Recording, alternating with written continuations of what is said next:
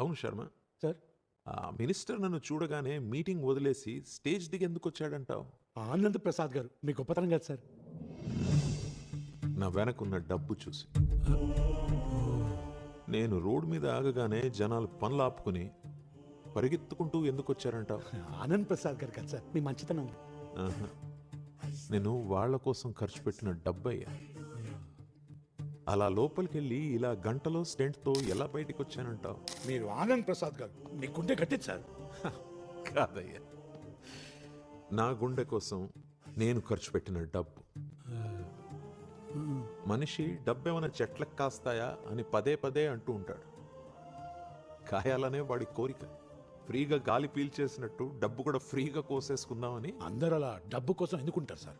నాలాగా డబ్బును అలా తీసేసి అభిమానంతో పనిచేసే వాళ్ళు ఉంటారు సార్. చూసారా సార్ వీడు డబుల్ యాక్షన్, పరమ దుర్మార్గుడు సార్ వీడు. ఆ, సరే, 25 ఏళ్లుగా జీతాలు తీసుకునే పనిచేసావు కదా శర్మ. నెక్స్ట్ మంత్ నుంచి జీతం లేకుండా అభిమానంతో పనిచేయి. అయ్యో సార్, అంటే ఫుడ్, డబ్బు, శాలరీ, ఫీజు. అయిందా?